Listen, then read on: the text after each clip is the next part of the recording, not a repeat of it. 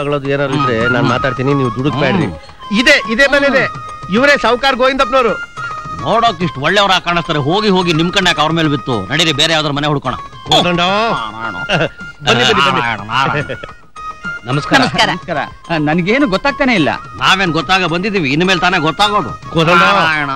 ಬಂದಿರೋರ್ನ ಮನೆಯೊಳಗ್ ಕರೆಯೋದು ದೊಡ್ಡವ್ರ ಲಕ್ಷಣ. ಇಲ್ದಿರೆ ಸಣ್ಣ ಮನುಷ್ಯ ತರ ಬೇಡ ಅಂತ ಹೇಳಿ ವಾಪಸ್ ಹಂಗೆ ಹೊಟ್ಟೋಗ್ಬಿಡ್ತೀವಿ. ಹಾಗೆಲ್ಲಾದ್ರೂ ಉಂಟು. ನಡೀರಿ ಒಳಗಡೆ ಕುತ್ಕೊಂಡು ಮಾತಾಡೋಣ. ಅಕ್ಕ ಬಲ್ಗಾಲ್ ಇಟ್ಕೊಂಡು ಒಳಗ್ ಬಾ. ಬನ್ನಿ ಬನ್ನಿ. ಅಯ್ಯೋ ಇದೇನ್ ಹರ್ಕಲ್ ಚಾಪೆ ಹಾಸ್ತಾ ಇದೀರಾ? ನಾವ್ ನೆಲದ ಮೇಲೆ ಕುತ್ಕೊಂಡ್ಬಿಡ್ತಾ ಇದ್ದು. ಪರವಾಗಿಲ್ಲ ಬಿಡಿ, ಕೇಸ್ ಗೆದ್ಮೇಲೆ ಸೋಫಾ ಸೆಟ್ ಹಾಕ್ಸಿವ್ರಂತೆ. ತಟ್ಟೆ ಇಲ್ಲಿಡವಾ? ಅಕ್ಕ ನೀನ್ ಬಾವನ್ ಪಕ್ಕದಲ್ಲಿ ಕೂತ್ಕೊಳ್ಳಿ ದೇವ್ರು. ಇರ್ಲಿ ಬಿಡಿ, ಪರವಾಗಿಲ್ಲ ಕೂತ್ಕೊಳ್ಳಿ. ನಾರಾಯಣ ನಾರಾಯಣ ನಾರಾಯಣ. ಹರಕಲ ಚಾಪೆ ಮುರುಕಲ ಮನೆ ಕಿರಿಕ್ ಮನಸ್ಸಾದ್ರೂ ಪರವಾಗಿಲ್ಲ, ನಮಗೆ ನೀವು ಮುಖ್ಯ. ನಾರಾಯಣ ದೇವ್ರು ಇವ್ರ ಬಗ್ಗೆ ಕೇಳಿರ್ಬೋದು, ಜಮೀನ್ದಾರ್ ಧರ್ಮಪ್ಪನವರು ಅಂತ. ಗೊತ್ತು, ಬಹಳ ಕೇಳಿದೀನಿ. ಈಕೆ ಜಮೀನ್ದಾರಿನಿ ಗೌರಮ್ಮ ಅಂತ. ಅವಳ ಹೆಸರಲ್ಲಿ 160 ಎಕರೆ ನೀರಾವರಿ ಜಮೀನ್ ಇದೆ. ನನ್ನ ಕಾಸ ಅಕ್ಕ. ಇವ್ರು ಪಕ್ಕಾ ಮಾಮ. ಲೆಕ್ಕಾಚಾರವಾಗಿ ಹೇಳಬೇಕು ಅಂದ್ರೆ ಅವ್ರ ಅಕೌಂಟೇ ನನ್ನ ಹತ್ರ ಇದೆ. ನಾರಾಯಣ ನನ್ಗಿರೋನೊಬ್ನೇ ಮಗ, ಅವನ ಹೆಸರು ರಾಜ ಅಂತ. ನಿಮ್ ಮಗಳನ್ನ ನಮ್ ಮನೆ ಸೊಸೆ ಮಾಡ್ಕೋಬೇಕು ಅಂತ ಬಂದಿದ್ದೀವಿ. ಇಂಥ ದೊಡ್ಡ ವಿಷಯನ ಎಷ್ಟು ಸುಲಭವಾಗಿ ಹೇಳ್ಬಿಟ್ರಿ. ನಮ್ ಮನೇಲಿ ನೀವು ಕೂತ್ಕೊಳ್ಳೋದಕ್ಕೆ ಹಾಕೋದಿಕ್ಕೆ ಒಳ್ಳೆ ಚಾಪೆ ಕೂಡ ಇಲ್ಲ. ಅಂಥದ್ರಲ್ಲಿ ನಿಮ್ಮಂಥ ಶ್ರೀಮಂತರ ಮನೆಗೆ ನಾನ್ ಯಾವ ಮಹಾ ಶ್ರೀಮಂತ ಹೇಳಿ? ನನ್ನ ಹತ್ರ ಇರೋದು ಕೇವಲ 160 ಎಕರೆ ಜಮೀನ್. ನಾಳೆ ದಿನ ನೀವು ಕೇಸ್ ಗೆದ್ರೆ 500 ಎಕರೆ ಜಮೀನ್ ಒಡೆಯರಾಗ್ತೀರಾ. ನೀವು ನಮ್ಗಿಂತ ದೊಡ್ಡ ಆಸ್ತಿವಂತರಾಗ್ತೀರಾ. ನಾವು ಬಂದು ಹೆಣ್ ಕೊಡಿ ಅಂತ ಕೇಳಿದ್ರೆ ನೀವೆಲ್ಲಿ ಕೊಡಲ್ವೋ ಅಂತಿರೋ ಅಂತ ಅದಕ್ಕೆ ಇವತ್ತೇ ಬಂದ್ಬಿಟ್ವು. ಕೋರ್ಟ್ ನಲ್ಲಿರೋ ಕೇಸು ಬಸರಿ ಹೊಟ್ಟೆಲಿರೋ ಮಗು ತರಹ. ಅದು ಹೊರಗ್ ಬಂದ್ಮೇಲೆ ತಾನೇ ಗಂಡು ಹೆಣ್ಣು ಅಂತ ಗೊತ್ತಾಗೋದು. ಅಯ್ಯೋ ಆ ಕೇಸಿನ ಬಗ್ಗೆ ನೀವ್ಯಾಕೆ ಚಿಂತೆ ಮಾಡ್ತೀರಾ? ಆ ಕೇಸ್ನ ನೀವು 100% ಗೆಲ್ತೀರಾ ಅನ್ನೋ ನಂಬಿಕೆ ನನಗಿದೆ. ನೋಡಿ, ಕೂದ್ಲಿರೋನು ಕೂದ್ಲು ಉದುರ್ತಲ್ಲ ಅಂತ ಯೋಚನೆ ಮಾಡ್ಬೇಕು. ಬರೀ ಬೊಕ್ತಲೇನು ಯಾಕೆ ಯೋಚನೆ ಮಾಡ್ಬೇಕು? ಹಾಗೇನಾದ್ರೂ ಕೂದ್ಲು ಬೆಳೆದ್ರು ಇವ್ರು ಅದನ್ನ ಬೋಳಿಸ್ಬಿಡ್ತಾರೆ. ನೀವೇನು ಯೋಚನೆ ಮಾಡ್ಬೇಕು. ಅಲ್ಲ, ಅದು ನೀವು ಮದುವೆ ಆದ್ಮೇಲೆ ತಿರುಪತಿಗೆ ಒಂದ್ಸಲ ಹೋಗಿ ಬೋಳಿಸ್ಕೊಂಡ್ ಬರ್ತೀನಿ ಅಂತ ಹೇಳಿದ್ರಲ್ಲ, ಅದನ್ನ ಸುಮ್ಮನೆ ಜ್ಞಾಪಿಸಿದ ಅಷ್ಟೇ. ನೀವಿಷ್ಟೆಲ್ಲ ಹೇಳಿದ್ಮೇಲೆ ನಂದೇನಿದೆ. ಆದ್ರೂ ನನ್ ಮಗಳನ್ನ ಒಂದ್ ಮಾತು ಕೇಳ್ಬೇಕಲ್ಲ. ಅವ್ರನ್ನೇನ್ ಕೇಳೋದು? ಆಗ್ಲೇ ಇಬ್ರು ಒಬ್ಬರನ್ನೊಬ್ರು ಒಪ್ಪಿ ಅವರಲ್ಲೇ ತೀರ್ಮಾನ ಮಾಡ್ಕೊಂಡ್ಬಿಟ್ಟಿದ್ದಾರೆ. ಗೊತ್ತಾಗೆ ನಾವು ಏನು ನೋಡ್ದೆ ಸೀದಾ ನಿಮ್ ಮನೆಗ್ ಬಂದು ಹುಡುಗಿ ಕೇಳ್ತಿರೋದು.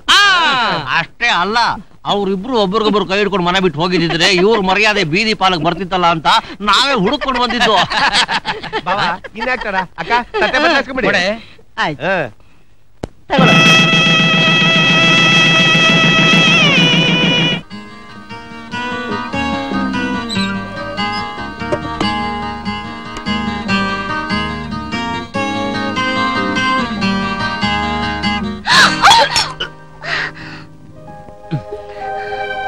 ಸಾರಿ, ಸೀರೆ ಸಿಕ್ಕಾಕೊಂಡ್ಬಿಡ್ತು, ಜಾರ್ಬಿಟ್ಟೆ.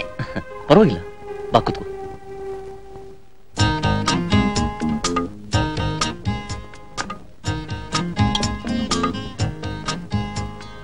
ಅಯ್ಯೋ, ಮುಖ ಎಲ್ಲ ಹಾಲಾಗ್ಬಿಟ್ಟಿದೆ. ಹೌದಾ? ಇದನ್ನ ನೋಡಿ ನೀನ್ ಏನ್ ಅನಿಸ್ತಲ್ವಾ? ಅಂದ್ರೆ ಬಟ್ಟೆಯಿಂದ ತೋರಿಸು ಅಂತಲ್ಲ, ಇದರಿಂದ.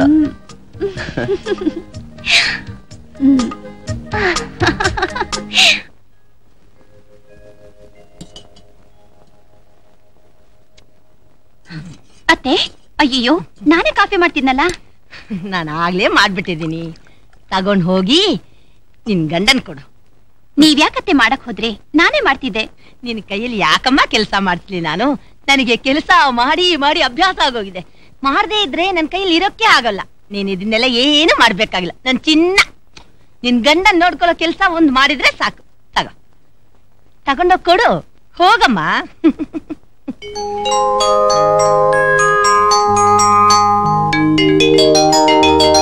ಯೋಚನೆ ಮಾಡಿ ಮಾಡಿ ನೀನ್ ಸಣ್ಗಾಗಬೇಕು ಅಷ್ಟೇ.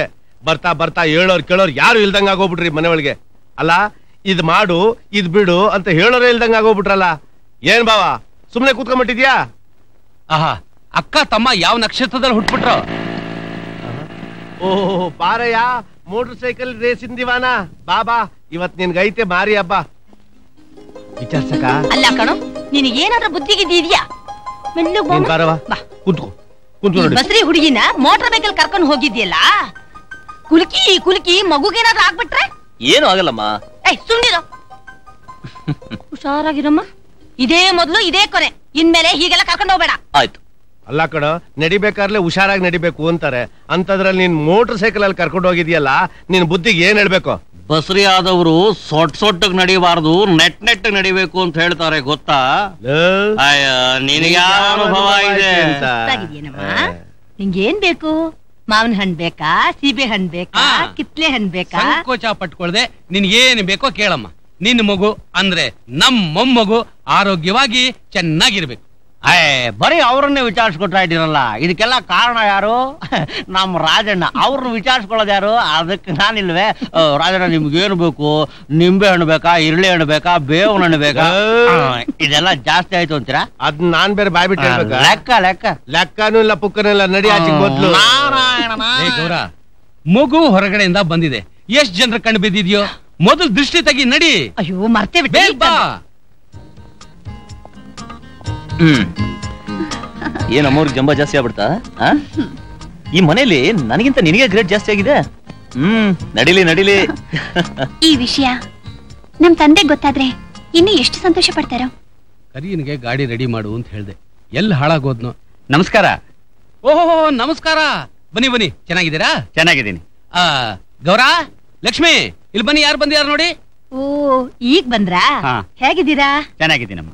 ಬರೀ ಇಷ್ಟೇ ಕೇಳ್ತೀಯೋ ಇಲ್ಲ ಅವ್ರ ಕಾಫಿ ಗಿಫಿ ಕೊಡ್ತೀಯೋ? ಬಂದೆ, ಈಗ ಕೊಡ್ತೀನಿ. ಬೇಗ ತಗೊಂಬಾ. ನೋಡಿ, ನನ್ಗೊಂದ್ 5 ನಿಮಿಷ ಕೆಲಸ ಇದೆ, ಹೀಗೋಗಿ ಹೀಗ್ ಬಂದ್ಬಿಡ್ತೀನಿ. ನೀವು ಕಾಫಿ ತಗೊಂಡು ಸುಧಾರಿಸ್ಕೊಳ್ಳಿ. ನಾನು ಆಯ್ತಾಯ್ತು, ಹೋಗ್ ಬನ್ನಿ. ಅಪ್ಪ, ಈಗ ಬಂದ್ರ ಮಾವ? ಹೌದು. ಚೆನ್ನಾಗಿದ್ದೀರಾ? ಚೆನ್ನಾಗಿದ್ದೀನಿ. ನೀವ್ ಹೇಗಿದ್ದೀರಾ? ಚೆನ್ನಾಗಿದ್ದೀವಪ್ಪ. ನಾನ್ ತಾತ ಆಗ್ತಿದ್ದೀನಿ ಅಂತ ತಿಳಿದ ತಕ್ಷಣ ನನ್ಗೆ ಎಷ್ಟು ಸಂತೋಷ ಆಯ್ತು ಅಂತೀಯ. ತಕ್ಷಣ ನಿನ್ನ ನೋಡ್ಬೇಕು ಅಂತ ಓಡ್ ಬಂದ್ಬಿಟ್ಟೆ. ಬರೋವಾಗ ನಿನ್ಗೇನಾದ್ರೂ ಕೊಡೋಣ ಅನಿಸ್ತು, ಆದ್ರೆ ಏನ್ ಕೊಡೋದು ಅಂತಾನೆ ತೋಚಲಿಲ್ಲ. ಏನೋ ನನಗ್ ಶಕ್ತಿ ಇದ್ದಿದ್ರಲ್ಲಿ ಈ ಗೊಂಬೆನ್ ತಂದಿದ್ದೀನಿ, ನೋಡಮ್ಮ. ಗೊಂಬೆ ಚೆನ್ನಾಗಿದ್ಯಾ ಅಮ್ಮ? ತುಂಬಾ ಚೆನ್ನಾಗಿದೆಪ್ಪ. ಆದ್ರೆ ಇದನ್ ತರೋಕ್ ಅಷ್ಟೊಂದು ದುಡ್ಡು ನೀವೆಲ್ಲಿಂದ ತಂದ್ರಿ? ಅದು ಅದು ಮತ್ತೆ ಸಾಲ ಮಾಡಿದ್ರಾ? ಇಲ್ಲಮ್ಮ, ಸಾಲ ಮಾಡಿಲ್ಲ. ಈ ಸಲ ಅಂತೂ ಖಂಡಿತ ಸಾಲ ಮಾಡಿಲ್ಲ. ಅದೇ ನನ್ ಕೈಲಿತ್ತಲ್ಲಮ್ಮ ಉಂಗ್ರ, ಅದು ನನ್ಗೆ ಯಾಕಿನ್ನು ಅಂತ ಮಾರ್ಬಿಟ್ಟೆ. ಅದಿರ್ಲಿ, ಈ ಗೊಂಬೆ ಏನೇನ್ ಮಾಡುತ್ತೆ ಗೊತ್ತಮ್ಮ ನಿನ್ಗೆ? ನೋಡುತ್ತೆ, ನಡೆಯುತ್ತೆ, ಮಾತಾಡುತ್ತೆ. ಈಗ ನೋಡು.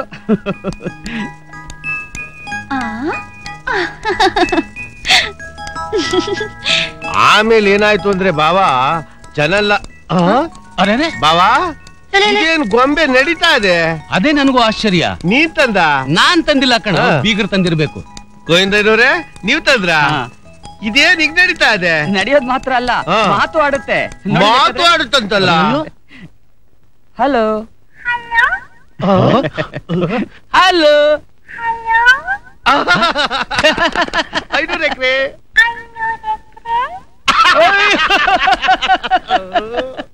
ತುಮೇನವ್ರೆ, ನಾನ್ ಬರೋ ಸ್ವಲ್ಪ ಹೊತ್ತಾಯ್ತು. ಜಡ್ಜ್ಮೆಂಟ್ ಕೊಟ್ಬಿಟ್ರಾ? ಏನಾಯ್ತು?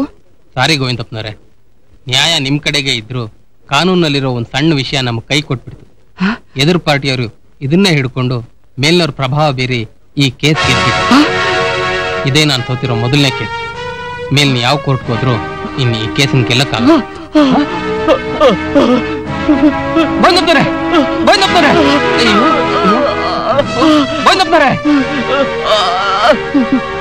ಬಾಯ್ಲಿ. ಅಯ್ಯೋ, ಹೂವಿನ ತಟ್ಟೆ ಕೊಡಿ.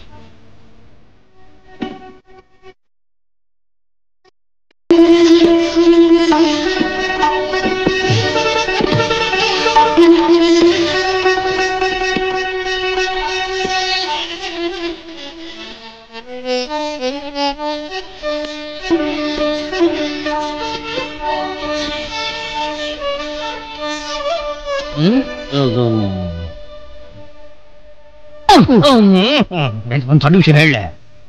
ಅದೇನ್ ಜೋರಾಗಿ ಹೇಳ. ಯಜಮಾನ್ರೆ, ನಿಮ್ ಬೀಗರು ಕೇಸ್ ಬಿದ್ದೋಯ್ತು ಅಂತ ಕೋರ್ಟಲ್ಲಿ ಎದೆ ಹುಡ್ಕೊಂಡು ಸತ್ತೋದ್ರು.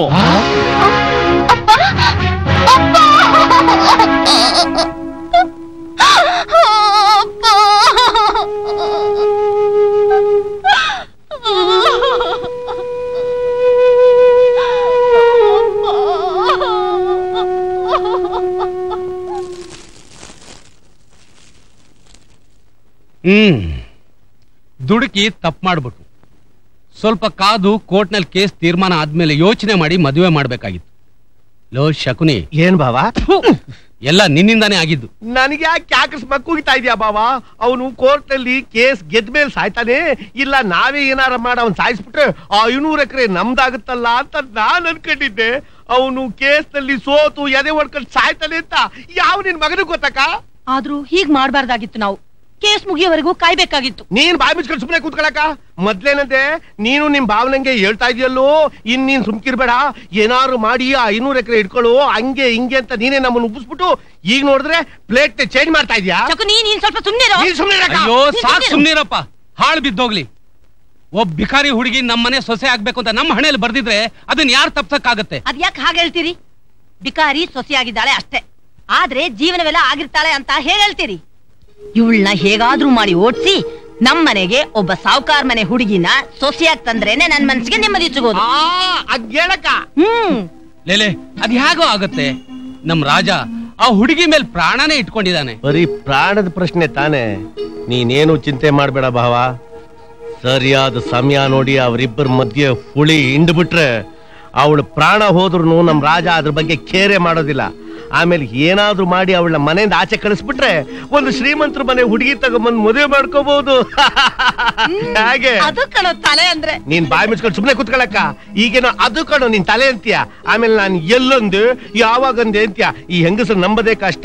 ನನ್ಗೇನೋ ನಮ್ ಭಾವನೆ ಕರೆಕ್ಟ್. ನಿಮ್ ಭಾವನೆ ಕರೆಕ್ಟ್ ಅಪ್ಪ. ನೀವಿಬ್ರು ಇಲ್ಲಿವರೆಗೂ ಮಾಡಿರೋದೇ ಸಾಕು. ಸದ್ಯ ನಾನು ಇಲ್ಲಿ ಕೂತಿದ್ದೀನಿ.